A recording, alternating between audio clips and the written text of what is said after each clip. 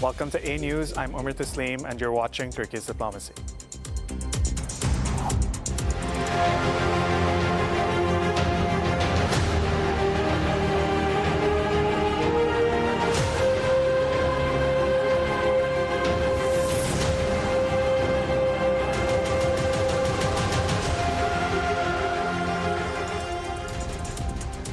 Crisis in the occupied Gaza Strip is deepening as Israeli ministers storm sacred sites, and 8 seekers in Gaza are gunned down near distribution hubs. Over 30 people were killed on Sunday as they queued to receive humanitarian aid. Today, I'll be discussing the catastrophic levels of starvation in Gaza, Turkey's renewed push for a ceasefire, and how global outrage over the al-Aqsa raids is shaping the regional response.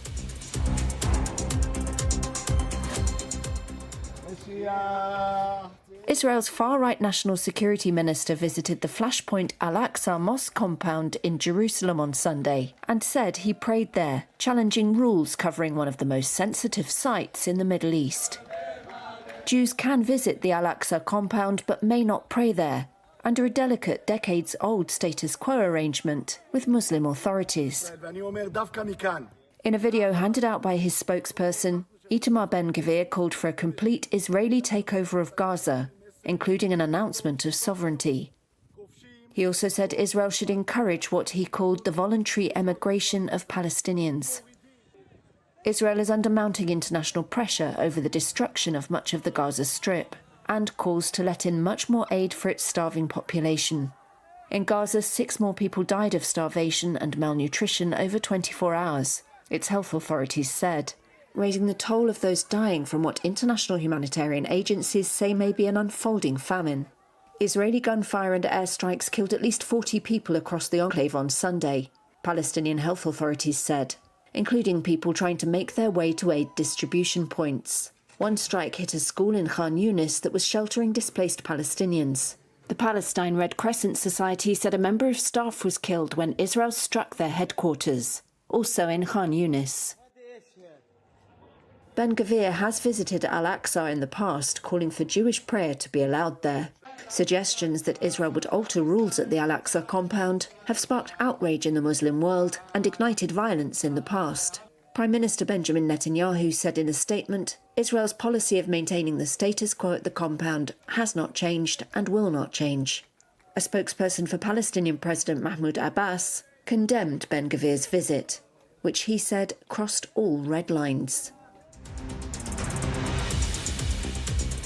Welcome back to the program. Anews editor Mustafa Kojakanar, welcome to the program. Good morning, Omar. Mustafa, let's start with the events that we witnessed on Sunday. It wasn't the first time that Israel's National Security Minister Itamar Ben-Gvir, he decided to visit or, provoke the Muslims at the Al-Aqsa Mosque. This is probably the second or the third time he has done so. He's been doing so over the past few years. But this time it's of much more importance because over 60,000 people have been killed in the occupied Gaza Strip. Mustafa, tell me what happened and how was the reaction from the region, and not just from the region, but also from the Palestinians? Omar, over the weekend, Israel's far-right National Security Minister Itamar Ben-Gvir led hundreds of stormers into the provocative march and mass incursion into Jerusalem's al-Aqsa compound. And Ben-Gvir's controversial visit to al-Aqsa Mosque sparked outrage among Muslim countries, and they are heavily criticizing Ben-Gvir's controversial visit to the al-Aqsa compound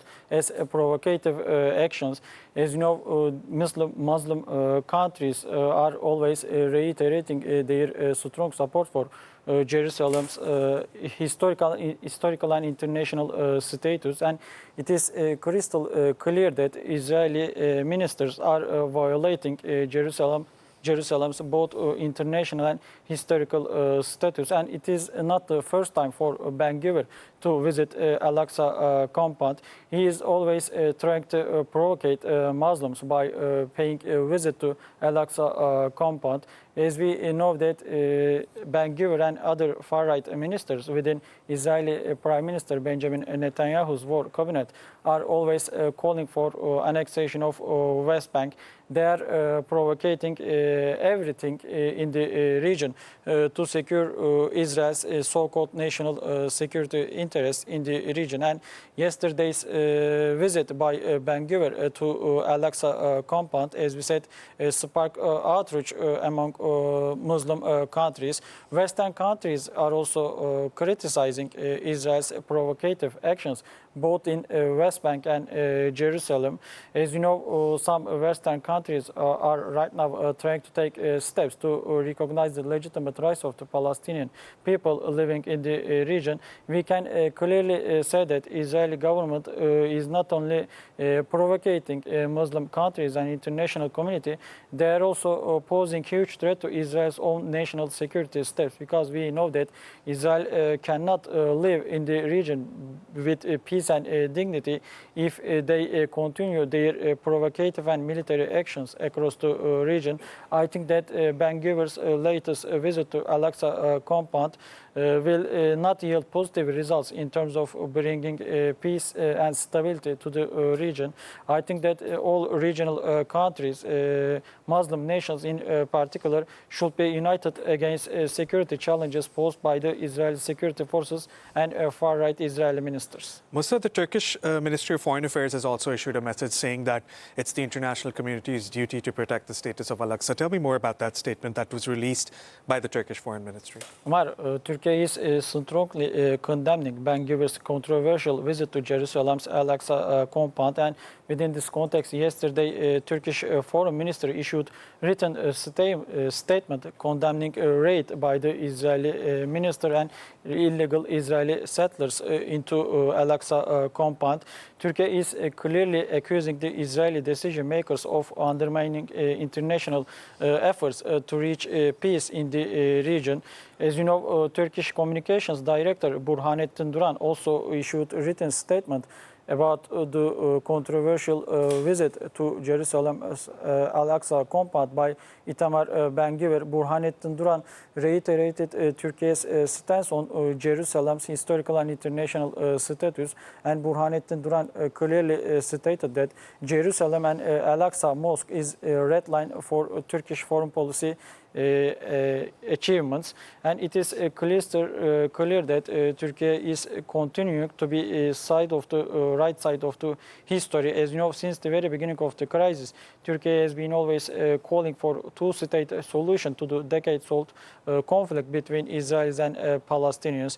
Turkey has been always trying to increase international awareness about the legitimate rights of the Palestinian people living both in the Gaza Strip and West Bank and in Jerusalem. And Turkey is advocating for the two-state solution, and Turkey is always calling upon its Western allies to recognize the Palestinian state based on the 1967 borders with East Jerusalem as its capital. And statements both by Burhanettin Duran and Turkish Foreign Ministry clearly show that Turkey is trying to defend the legitimate rights of the Palestinian people, and Turkey is one of the most important supporters of the Palestinian cause in the Middle East. I think that Turkey will continue to take new diplomatic steps and initiatives to ensure and uphold the Palestinian rights living in the region. Musa, it was not just Turkey, it was also Saudi Arabia, Egypt and Jordan. They also condemned the move that was made by Ben-Gvir at the Al-Aqsa Mosque. Now, Mustafa, do you think that these condemnations and these statements are just limited now in nature because these countries have not played a big role, a role that they should have played, instead of, you know, what we've been seeing over the past few months? They've just been issuing statements. We've also seen how the ceasefire in Qatar was broken, and there are no concrete steps that are being made by countries in the Middle East. For example, the UAE, they conducted airdrops a few days ago. But is this it? Is this just limited to, you know, providing all of these services and not condemning Israel appropriately?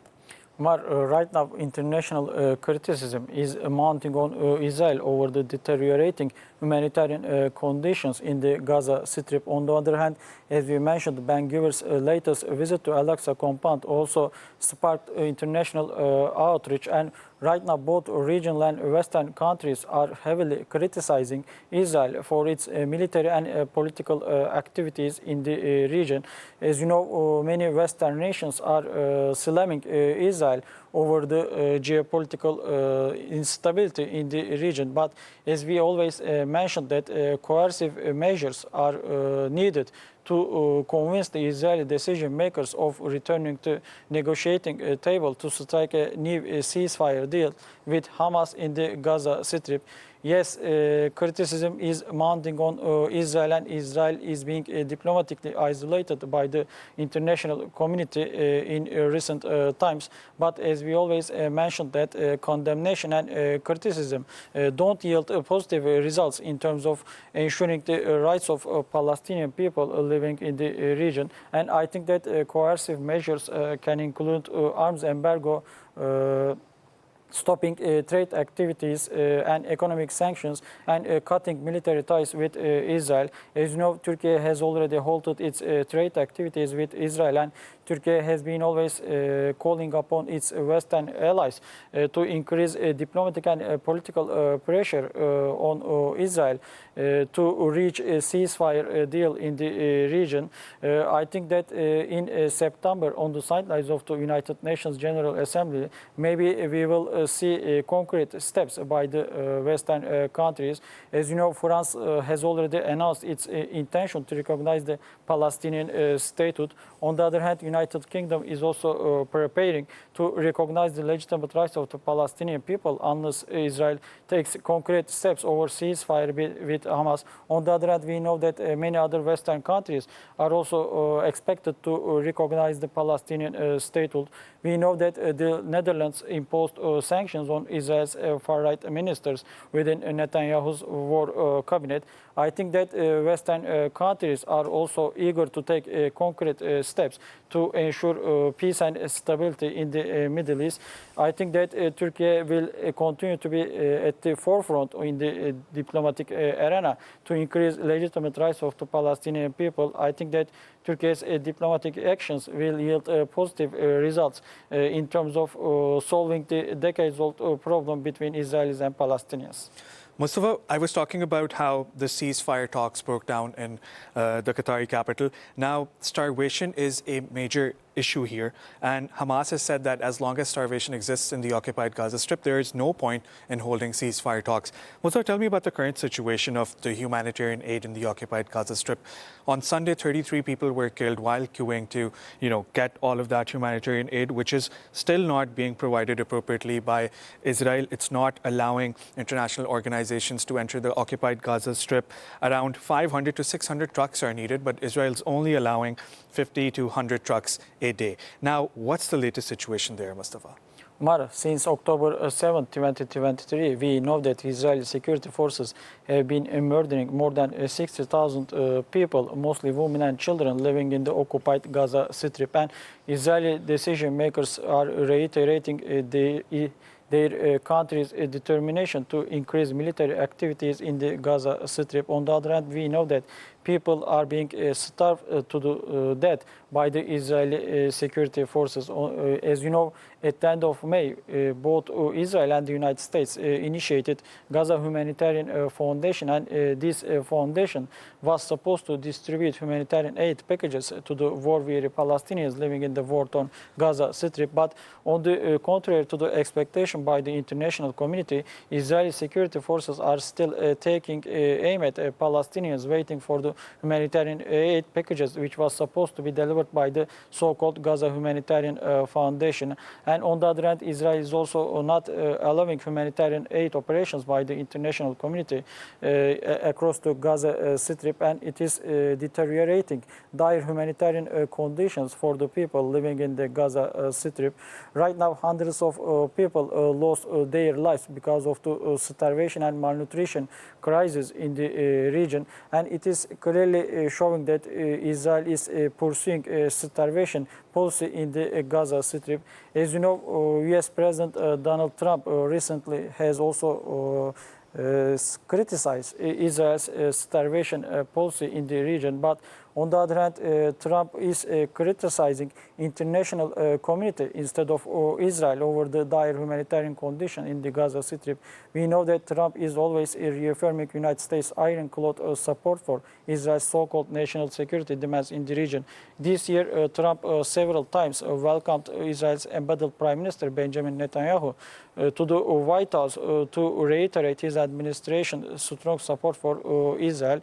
And it is crystal clear that that the United States is pursuing double standards when it comes to the Palestinian people. You know, Trump is always calling for a ceasefire between Ukraine and Russia, citing a bad humanitarian situation in Ukraine. But on the other hand, United States, under the Trump administration, is hesitating to take concrete steps in terms of ending Israel's military campaigns in the region. Many American senators are also reaffirming the United States' strong support for Israel's military operations in the region. Some senators are claiming that those who support Israel will be blessed by the God, and it is clearly showing that the international community cannot count on the United States' role in terms of bringing peace and stability to the Middle East. I think that, as you know, Turkish President Recep Tayyip Erdogan has been enjoying close relationships with his American counterpart Donald Trump, and Turkish decision makers have been in close contact with their counterparts from all around the world to discuss what can be done in terms of reaching a ceasefire between Israel and Hamas. On the other hand, as you know, Turkish Foreign Minister Hakan Fidan has been recently engaging with his regional and international counterparts to discuss the possible steps between two warring sides to reach a ceasefire. I think that Turkey's diplomatic actions will be expected to yield positive results in terms of bringing Israel to the negotiating table to strike new ceasefire deal with Hamas. Musa, you were saying Hakan Fidan is continuing his efforts and engaging with his counterparts from the region, not just from the region, but also from the West. Now, he held a phone call with his Egyptian counterpart on Sunday, where the two foreign ministers discussed humanitarian aid to Gaza and the ceasefire as well. Tell me more about that phone call, Mustafa. Tell me more about the details. Umar, as we mentioned last week, Turkish Foreign Minister Hakan Fidan also hosted Hamas delegation to discuss the possible steps to reach a ceasefire with Israel. And over the weekend, Hakan Fidan held a phone conversation with his Egyptian counterpart to discuss ceasefire efforts. As you know, Qatar and Egypt are trying to be a facilitator or a mediator between Israel and Hamas to reach a ceasefire deal. And Turkey has been closely monitoring the latest negotiations between two warring sides and international and regional stakeholders. On the other hand, United States is also pushing for negotiations to reach a ceasefire between Israel and Hamas.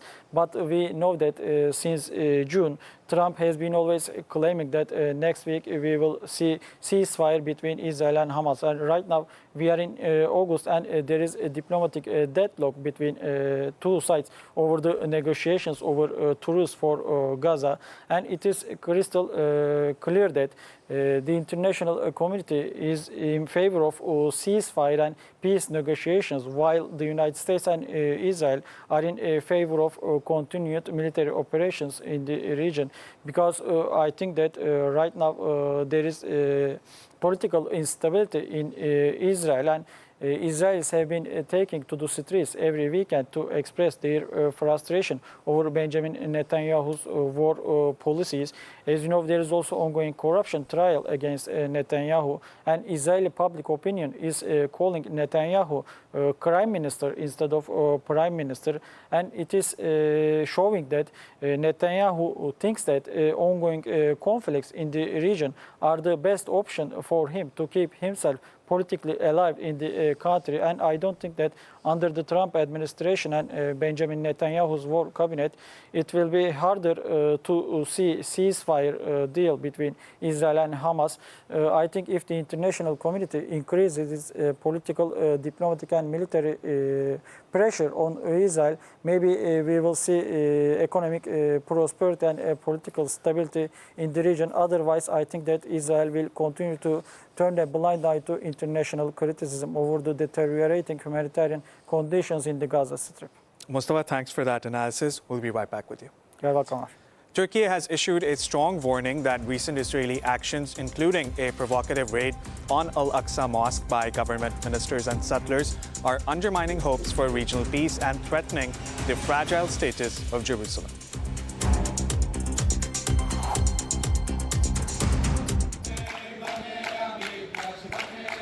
Turkey condemned in the strongest terms a raid on Jerusalem's al-Aqsa Mosque by Israeli ministers, who were accompanied by settler groups under the protection of Israeli police. Targeting al-Aqsa Mosque is part of Israel's dirty war and genocide. It is a vile provocation and an attempt to occupy al-Aqsa. Al-Aqsa Mosque is our red line. Jerusalem is the shared land for all Abrahamic faiths, and al-Aqsa Mosque is both a spiritual center for Muslims and a shared heritage of humanity. We will always defend the sanctity of al-Aqsa as it represents our common heritage and collective memory. We continue to stand by all our Palestinian brothers and sisters. In a separate written statement, the Turkish Foreign Ministry also strongly condemned the raid, warning that such provocations threaten the fragile status of Jerusalem and undermine global peace efforts. Ensuring the security of al-Aqsa Mosque and preserving Jerusalem's sacred character is a primary responsibility not only for the region but also in the name of the collective conscience of humanity. These systematic provocations by the occupying power Israel, together with recent calls for annexation, target the foundations of the two-state solution and gravely undermine aspirations for peace. In the face of Israel's ongoing destabilizing actions in Palestine and across the region, we reiterate our call for an immediate ceasefire and for the establishment of a lasting peace based on the two-state solution. Welcome back to the program. Now let's take a look at the front page of Daily Sabah. Mustafa, we were talking about how aid is not reaching Gazans. The United Nations has said around 500 to 600 trucks are needed, and Israel is only allowing a handful of trucks to enter the occupied Gaza Strip. Tell me more about this, Mustafa. Little aid is reaching Gaza amid chaos, looting, and gunfire. The headline from Daily Sabah. But as we mentioned, right now, starvation and malnutrition crises are gripping the occupied Gaza Strip, and there is right now chaos in terms of distributing humanitarian packages to the Palestinian people. As we know that Israel is still obstructing humanitarian aid operations by the UN officials or other human rights group, and international criticism is mounting on Israel over the dire humanitarian conditions. As you know, last week Israel was compelled to take concrete steps in terms of accelerating humanitarian aid operations, but on the ground we know that these actions are not enough to feed Palestinian people, and Gazans desperately need international help right now to feed themselves and their children. As you know, Israel is also criticizing the UN officials in terms of creating chaos in the region, but on the ground, on the realities, Israel is one of the most responsible, one of the most important responsibles for the deteriorating human rights conditions in the Gaza Strip. As you know, Turkey has been always trying to contribute to peace efforts and ceasefire efforts between Hamas and Israel. Turkish decision makers have been trying to increase international awareness about Israel's ethnic cleansing policies and genocidal acts in the region. I hope that Israeli decision makers will find a common way or common sense with regional and international stakeholders. Otherwise, I think that Gaza's future will be at jeopardy, and it will deteriorate the humanitarian conditions for the war-weary Palestinians living in the war-torn Gaza Strip. Mustafa, I also want to touch upon Israel's close friend and ally, Greece. Now, last week we saw Turkish President Erdogan, Meloni from Italy, and Dabibeh from Libya. They sat down in Istanbul and they discussed a maritime deal. Now, why is this deal irking the Greeks? Well, as you know, in 2019, Turkey signed a maritime deal agreement with Libya, and it changed the geopolitical situation in the Eastern Mediterranean. And within this context, last week, Turkish President Recep Tayyip Erdogan welcomed Italian and Libyan delegations to Istanbul to discuss the possible steps to ensure peace and stability in the Eastern Mediterranean. As we know that Turkey has been always calling for regional solutions for regional problems, and Turkey has been always advocating for fair sharing in terms of national resources located in the eastern Mediterranean. And Libya and Italy are trying to increase their cooperation with Turkey in terms of ensuring political stability in the region. But on the other hand, we know that Greece and Greek Cypriot administration are pursuing maximalist policies in the region, and this situation is poisoning the bilateral or multilateral cooperation among regional stakeholders. Turkey is also calling on Egypt to increase its cooperation with Turkey over the human natural resources in the eastern Mediterranean. As you know, Turkey has been also calling for support for international support for Turkish part of northern Cyprus. Turkey has been always calling for two-state solution to the Cyprus issue, and Turkish Cypriot President Ersin Tatar is always reiterating that right now there are two separate nations living on the Cyprus island, and one nation is a Turkish Cypriot nation and the other nation is the Greek Cypriot nations. Turkey has been always reiterating its strong support for fair sharing in the region, but as we mentioned that Greece and Greek Cypriots are not in favor of dialogue and diplomacy in terms of distributing human natural resources in the region. And I think that last week's meeting among Turkey, Libya and Italy in Istanbul will yield positive results in terms of ensuring peace and stability in the region. As you know, Turkey does not want any confrontation with its neighbors. Turkey has been always calling for good neighborly relationships, but it doesn't mean that Turkey will allow any fait accompli in the region. Mustafa, thanks for that update on the top stories from Daily Sabah. Thank you, Umar. Now let's take a look at this news report and we'll be right back.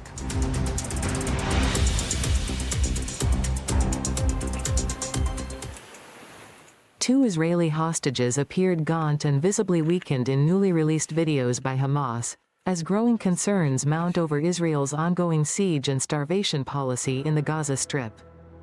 One of the hostages was seen in a Gaza tunnel saying he had not eaten for days and was digging his own grave. In the video, he holds up a paper detailing days he went without food, and later is shown shoveling into the sand, saying he felt his body deteriorating. His family confirmed his identity and allowed the video's publication, hoping it would raise awareness of his suffering and the urgent need for a ceasefire and prisoner release agreement. In another video, the Israeli hostage appears emaciated, describing severe physical pain and emotional distress. He is seen pleading for food, reinforcing the grim reality facing captives in the sealed-off territory. The footage has intensified scrutiny of Israel's blockade on Gaza, which has severely restricted the flow of food, water, and humanitarian aid into the besieged enclave. Rights organizations and humanitarian agencies have warned that the situation is quickly deteriorating into a full-scale famine, with widespread malnutrition, especially among children and vulnerable populations. Despite mounting international appeals, Israel continues to limit aid access, a tactic critics describe as collective punishment of Gaza's civilian population. The hostages' harrowing testimonies now serve as stark reminders not only of their suffering but also of the broader humanitarian catastrophe unfolding in the territory. As the conflict drags on and starvation spreads, the urgent need for a ceasefire and humanitarian relief grows more pressing, not only for the hostages, but for the over 2 million people trapped in Gaza.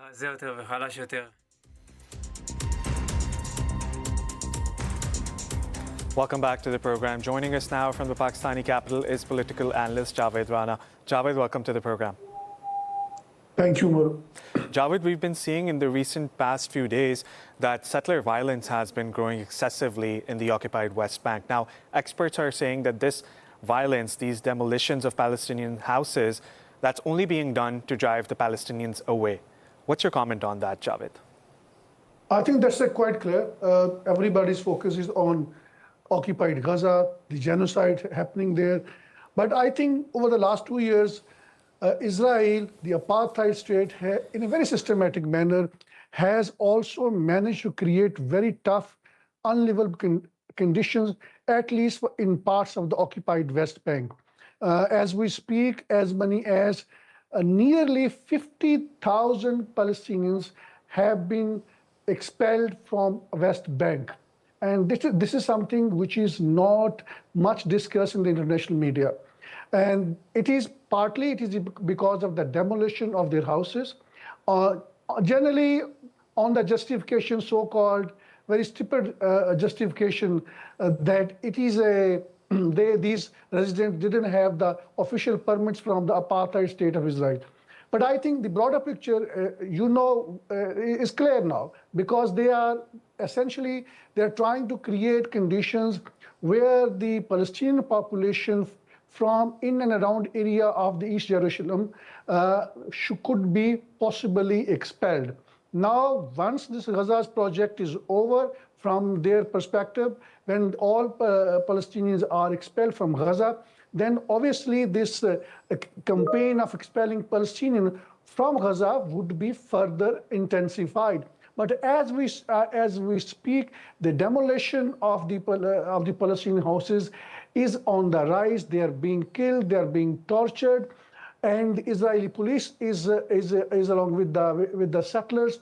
More and more settlements are being constructed, and more so-called developmental projects by the Israeli government are being constructed in the occupied West Bank. You may recall that in early 90s there was Oslo card under which there was a category of A, B, C category of land in the West Bank. Now Israel is making no distinction. It is occupying all those territories, all those blocks of territories which under this agreement was supposed to be self-ruled by the Palestinian Authority. So this clearly means that Israel under Netanyahu's administration is trying its best to seize every possibility to make it sure that there is no two-state solution. Because the next step of this agreement could have been a forward movement towards a two-state solution. Now, since Israel is eliminating all those possibilities, partly by expelling more and more people from the occupied West Bank, partly demolishing their houses, and also destroying the administrative structure of the Palestinian Authority. Which means that, yes, as we speak, there are more and more countries who are now diplomatically recognizing the state of the Palestine. There are at least 147 countries all over the world who have theoretically recognized the state of Israel, a state of the Palestine. But at the same time, on the ground, Netanyahu, I think, is leaving no stone unturned to make it sure that there is no possibility of two-state solution in any time in near future. Javed, on Sunday, the Israeli National Security Minister Itamar Ben-Gvir, he, along with far-right extremists and settlers, visited, or I should rather say, stormed the al-Aqsa Mosque and prayed over there. Now, how are you viewing these measures that the Israeli cabinet ministers have been taking at this time? Why are they provoking Muslims at such a crucial time when the entire world knows the death toll in the occupied Gaza Strip and what the Palestinians are facing over there? I think to begin with, it is fruitless to say that it is a violation of international law, because we should concede to the reality that Israel enjoys the impunity from the application of any international law. So I think the greater motive behind this, it looks like, is to basically desensitize people, desensitize Muslim countries, Muslim rulers, so that the next step in near future could be, and would certainly be, as we know, there is now growing evidence on the ground, they are going to demolish al-Aqsa Mosque. This is going to happen because the calculation of the apartheid Israel, that they have managed to capture all Western capitals in terms of the influence that Israel has exercised over the period of time. They have very successfully conducted and is conducting genocide in Gaza. It enjoys impunity. No international court of law, its judgment cannot be applied onto Israel because it enjoys impunity. And also, very importantly, we have seen over the last 2 years that the reaction collective reaction from the Muslim countries have been very much pathetic. Particularly the neighboring Arab countries who are virtually the allies of the apartheid Israel. So I think in that context, it looks like that these extremist wing who are the coalition partner of the extremist Netanyahu, essentially they are paving the grounds for a greater objective to achieve, and that is, again, I have to say, demolition of the Al-Aqsa Mosque. There would be certainly reaction on the streets of the Arab. There would be certainly reaction from other rest of the Muslim countries. I think it will be a turmoil for the governments. But again, what matters to the Israel is not the Muslims or Muslim rulers, or is not even the Western rulers. They have systematically created condition in the Western capitals where the Western leaders are compromised. So I think on the basis of these political calculations, I think in near future, and I don't know what that near future is, it could take years, but certainly they want that this should be done under the administration of Donald Trump to basically demolish Al-Aqsa Mosque and then rebuild their third temple, which means their worship place. Now again, when an Israeli official in the UN would say that they are the chosen people, which means they have the right to expel Palestinians from their land because they believe that over 2,000, 3,000 years ago, since they lived on that land, so they have the right to return there and then expel everybody who's there. We have to understand that as a matter of fact, Israeli people, their citizens, their far right or wing or their other extremist groups, they believe all rest of the world, all the people in the world, except for Jews, they are subhuman beings. It is not just Palestinian, it is not just Muslim or other Arab people. They are considering everybody that they are subhuman beings, so they treat them accordingly. We have seen that even the Christians from the occupied Palestinian territories, they have been expelled. Their churches have been destroyed. And look at the West, which is essentially, these are the Christian countries, they are compromised. They did make statements, they did condemn the destruction of the church, but again, there has not been any meaningful action because intellectually speaking, these Zionists have also included Christians in their group, and intellectually they have convinced them that this is important, that the Jews are superior. So again, this is a complete nonsensical Masonic network of Zionists where they believe that everybody else is inferior, and whatever they do, nobody is going to question them because they have created condition everywhere in the world where they would enjoy impunity from the application of international law against them. Javed, just yesterday we saw the horrors of the Gaza Humanitarian Foundation unfolding again. We witnessed over 30 people being killed while queuing for aid. Now, for how long is this carnage going to continue, Javed? I think beyond starvation, it is a disgrace, it is a humiliation of Palestinians. These aid packages are being dropped from the air, and they burst into the when they reach on the ground. They burst simply, and the people are collecting the food packages which are already burst into pieces from the sands, from the soil. This is not acceptable. People are dying. Now I think the second biggest source of genocide are people who are dying because they don't have anything to eat. This is obviously an artificial famine. This is obviously a starvation campaign. This is obviously a campaign to create conditions to force people to leave Gaza. Israel has already made its official committee to what they call, quote unquote, to facilitate the expelling of people who want to voluntarily leave Gaza. Those who don't have any option, they would be killed. Even they are not being allowed to catch fish from the sea, because this can help them to survive. This is a very systematic. Now there are large queue. There is a large queue of trucks, food trucks outside the borders of Gaza. They are not being allowed, though there have been some trucks have been allowed. Why these all trucks are not being allowed to enter into Gaza? Why why these food packages have to be dropped from the air?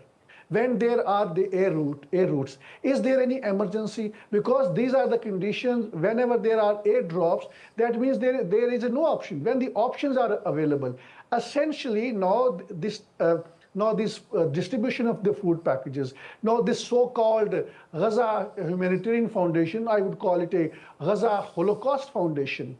It does not only disgrace people, not only humiliate them, but also have been killing them. More than 1,000 have been killed. And I think because of the stampede, many people have died when they were trying to pick these food packages being dropped from the air. Javed Rana, thank you for that analysis. It was a pleasure having you on the program. Anews editor Mustafa Kojakanar, thank you for being with us in the studios. Thank you very much. That brings us to the end of our program. Thanks for joining us. Bye for now.